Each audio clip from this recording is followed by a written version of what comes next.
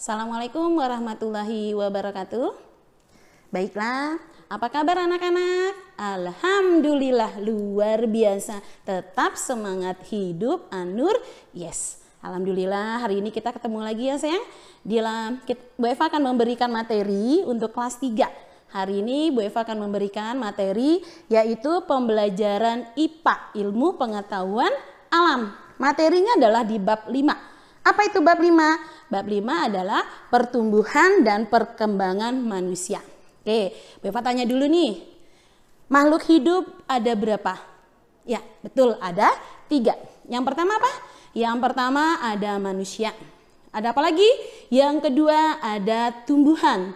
Yang ketiga ada hewan. Ya betul, makhluk hidup ada 3. Yang pertama ada manusia nih, kayak kita contohnya adalah manusia. Manusia bermacam-macam ya sayang ya. Yang kedua adalah tumbuhan dan yang ketiga adalah hewan. Nah baiklah, Bu Eva akan membahas satu persatu. Yang pertama adalah pertumbuhan dan perkembangan pada manusia. Ya inilah dia. Oke, coba lihat, kakak lihat semuanya ya. Ini adalah pertumbuhan dan perkembangan pada manusia. Ya, pertama adalah pertumbuhan dialami oleh semua makhluk hidup. Pertumbuhan ditandai dengan bertambahnya tinggi dan berat badan. Coba lihat kakak. Mulai kakak dari bayi. Jadi manusia itu tidak tumbuh langsung dia dewasa. Tidak. Tetapi mulai dari bayi, setelah itu menjadi apa? Menjadi balita. Menjadi balita. Setelah itu menjadi anak-anak nih, seperti kakak semua nih. Menjadi anak-anak. Habis itu dia menjadi apa? Remaja. Habis itu dia menjadi apa? Menjadi orang tua. Nah, terakhir adalah lansia. Oke, inilah dia pertumbuhan. Jadi tidak langsung kita menjadi anak-anak, tapi menjadi bayi dulu terlebih dahulu. Nah, perkembangan manusia ditandai dengan perubahan kemampuan fungsi tubuh, kecerdasan dan tingkah laku. Contohnya, sewaktu bayi kamu belum dapat berjalan. Terus bundanya atau ayahnya mengajarkan berjalan. Jalannya masih sedikit-sedikit sayang. Nah habis itu apa? Mulai merangkak. Setelah bayi dia menjadi balita. Balita apa? Mulai lari-larian. Mulai dia berjalan ke sana sini. Mulai dia bermain ke sana sini. Terus setelah dia balita dia menjadi apa? Menjadi anak-anak seperti kakak sekarang.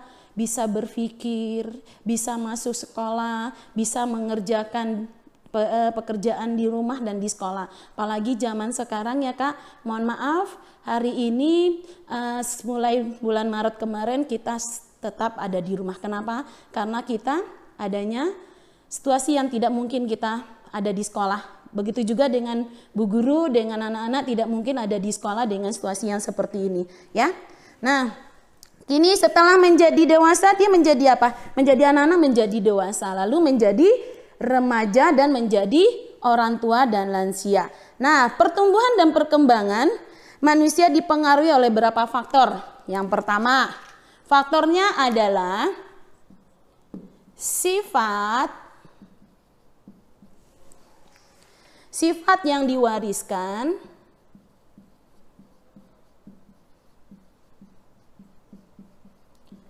oleh orang tua. Nah, sifat yang diwariskan oleh orang tua. Setiap anak pasti diwariskan oleh sifatnya dari orang tua. Bisa jadi dari ayahnya, bisa jadi dari bundanya. Apa sih sifat yang diwariskan? Yang pertama, mungkin dari warna kulit nih. Warna kulitnya ayahnya hitam, ibunya putih. Berarti mungkin dia bisa hitam, bisa ke putih. Tapi nggak belang ya kak, nggak hitam putih. Nah, yang kedua apa? Dia bisa dari tinggi badan. Mungkin ayahnya tinggi, bundanya tinggi, berarti otomatis anaknya tinggi. Selanjutnya apa? Tipe rambutnya. Nah, rambutnya ada yang rambutnya ikal, ada yang keriting, ada yang lurus. Dan yang terakhir adalah bentuk wajah. Bentuk wajahnya misalnya papanya oval, bundanya bulat. Jadi mungkin salah satu yang diwariskan. Yang kedua apa? Dari makanan. Yang kedua dari makanan. Oke, kita mau tepuk dulu ya. Tepuk 4 sehat 5 sempurna. Tepuk 4 sehat 5 sempurna. 1. Nasi. 2 lauk pauk, 3 sayur mayur, 4 buah-buahan, 5 susu. Yes, ya bisa? Coba diulang lagi ya, kita ulang sama-sama ya kakak ya. Ya, tepuk 4 sehat 5 sempurna. 1 nasi, 2 lauk pauk, 3 sayur mayur, 4 buah-buahan, 5 susu. Yes. Nah, oke. Nah, apa itu 4 sehat 5 sempurna? Oke. Nih dia, ya. Bapak mau tempelin dulu. Oke. Oke, ini dia makanan 4 sehat 5 sempurna. Apalagi kakak adalah usianya anak-anak. Jadi harus makannya yang banyak dan yang bergizi, terutama yang bergizi ya. Makan banyak tapi kalau nggak bergizi juga tidak bisa. Oke, makanan 4 sehat 5 sempurna. Yang pertama adalah nasi ya. Nasi ini kalau kakak misalnya hari ini nggak doyan nasi, boleh ditukar dengan misalnya roti, misalnya gandum, atau misalnya apalagi mungkin dengan ubi-ubian, apalagi dengan roti, terus dengan kentang juga boleh ya. Itu, tapi makanan pokok orang Indonesia adalah nasi. Yang kedua apa? Ini dia lauk. Yang kedua boleh diganti dengan roti, biskuit, kentang ya kak. Yang kedua apa? Lauk pauk. Apa sih lauk pauk? Lauk pauk boleh kakak, yang kakak inginkan apa? Misalnya ikan. Ikannya berbagai macam ya kak ya. Ada ikan mas, ikan bandeng, ikan tongkol. Yang kakak senengin ikan apa? Yang kedua apa? Lauk pauk, yaitu daging. Daging itu apa? Daging bermacam-macam sayang. Ada yang daging ayam, ada daging sapi, ada juga yang daging kambing. Tapi kalau buat anak balita mungkin, untuk anak yang usia anak-anak mungkin daging kambing tidak disarankan terlalu banyak ya. Terus apa lagi kak selanjutnya? Yaitu daging ayam boleh. Daging ayam, daging seperti ini kak. Jadi kakak banyak konsumsi apalagi udang boleh, cumi boleh. Yaitu adalah lauk pauk. Yang ketiga apa kak? Sayur mayur. Apa sayur mayur itu? Kalau bisa kakak yang berwarna hijau. Apa aja kak? Yang pertama ada bayam. Apalagi ada kangkung, ada sayur sop, ada sayur asem, boleh sayur lodeh, boleh sayur wortel, boleh. Pokoknya kakak yang berwarna hijau atau nanti bisa dicampurkan. Yang keempat apa? Buah-buahan. Apa sih buah-buahannya itu? Banyak macamnya kak, tergantung yang kakak suka. Boleh di jus, boleh kakak makan buah-buahannya. Apa saja buah-buahannya itu? Ada jeruk, apalagi ada pisang, apalagi ada anggur, apalagi ada apel, apalagi ada nanas boleh. Yang kakak suka apa saja boleh. Yang terakhir apa? Biarkan 4 sehat 5 sempurna. Yang terakhir adalah susu. Nah susu ini juga buat anak-anak sangat diperlukan. Susu bisa rasanya apa? Rasa vanila, rasa coklat, rasa madu. Nah itu boleh kakak minum ya. Itulah dia 4 sehat 5 sempurna. Nah zat yang dibutuhkan, makanan merupakan sumber tenaga. Jika kita tidak makan nih kak, coba kalau kita tidak makan, aduh aku lemes. Lain dengan puasa ya nak ya. Kalau puasa mungkin kita masih bisa memberikan tenaga sama Allah. Tapi kalau coba bayangkan gak makan dari pagi sampai pagi lagi, apa yang dirasakan? Pasti sakit perut. Yang kedua apa? Pasti lemes, aduh menggigil. Nah itu dia. Jadi kalau ke sekolah harus makan, harus sarapan terlebih dahulu. Terus supaya juga dapat berkembang kita harus makanan yang bergizi seperti ini ya. Terus di dalam makanan ini komposisinya ada sebagai zat-zat yang dibutuhkan manusia.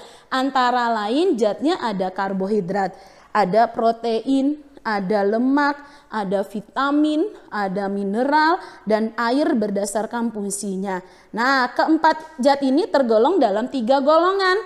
Yang pertama adalah zat tenaga. Apa saja yang termasuk dalam zat tenaga? Yaitu karbohidrat dan lemak.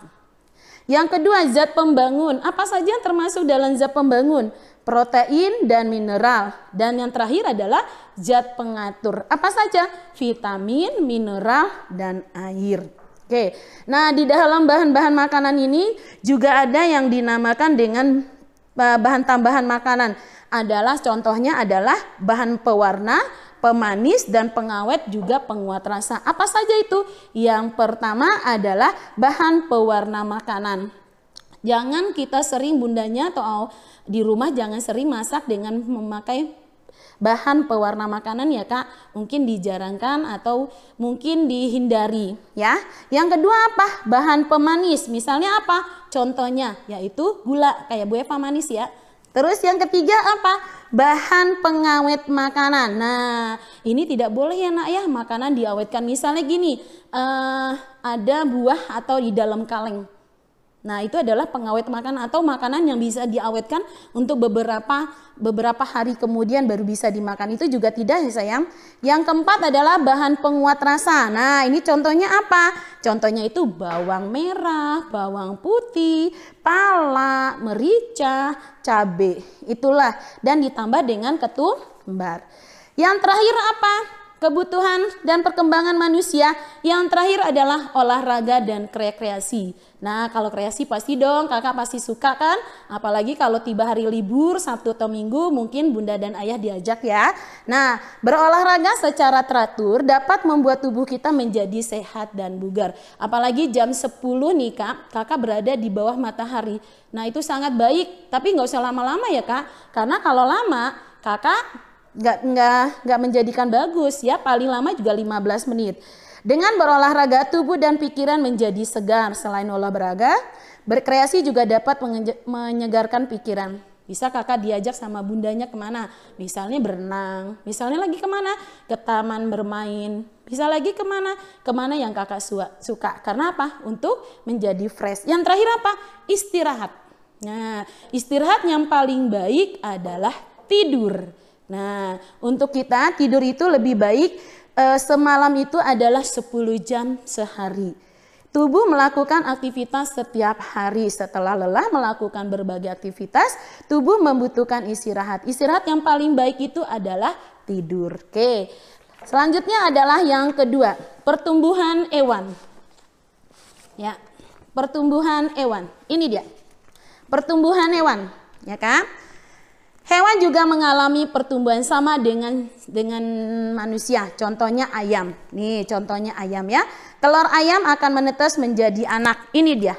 Ayam pertama kali adalah bertelur, ya. Setelah bertelur, dia dirami, dia menetas menjadi dengan telur menetas dan keluar anak ayam. Ini dia. Ini ya, Kak. Setelah itu apa? Setelah itu menjadi anak ayam. Setelah itu apa lagi? Ayam muda. Setelah itu apa? Ayam dewasa. Inilah dia pertumbuhannya. Ukuran tubuhnya bertambah berat dan tinggi. Selain perubahan ukuran tubuhnya, anak ayam pun mengalami perubahan pada warnanya. Misalnya, ayam yang tadinya telurnya tidak ada bulunya, tapi dia menetas baru sedikit, lalu anak ayam sedikit. Anak ayam muda bertambah dia bulunya. Setelah itu ayam dewasa dia menjadi banyak. Oke, selanjutnya apa? Berikut beberapa hal yang harus kita perhatikan terhadap hewan peliharaan. Yang pertama adalah kebersihan kandang. Apa? Perlu ini Kak, kebersihan kandang. Oke, yang di rumahnya kalau punya peternakan atau peliharaan misalnya burung, ayam, kucing, kelinci. Nah, ini harus diperhatikan Nak. Kebersihan kandangnya jadi harus dibersihkan setiap hari. Jadi kotorannya dibersihkan supaya tidak menjadi apa? Menjadi kuman. Kandang harus keadaan bersih dan tidak menyimpan yang namanya bibit penyakit. Yang kedua apa Kak? Yang kedua adalah kebersihan dan perawatan hewan. Kebersihan dan perawatan hewan. Jadi perawatan ini bukan hanya manusia, hewan pun perlu perawatan ya. Apa contohnya? Misalnya kalau dia sakit harus ke dokter mana? Ke dokter hewan ya. Oke, yang ketiga adalah pemberian makan. Yang ketiga adalah pemberian makan.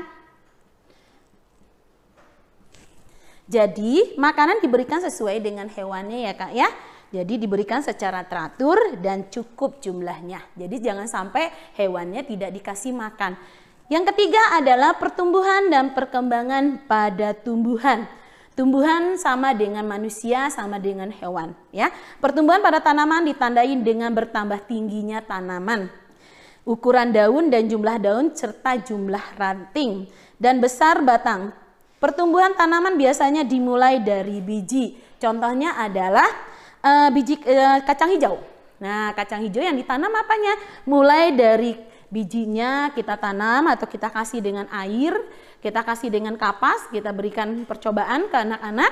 Lalu apalagi? Dia akan menjadi tumbuh dia, batangnya sedikit. Lalu tumbuh menjadi sedikit-sedikit, tumbuh menjadi daunnya sedikit dan tumbuh menjadi lebih banyak lagi daun, lebih banyak daun dan itu akan menjadi adalah tumbuhan dewasa.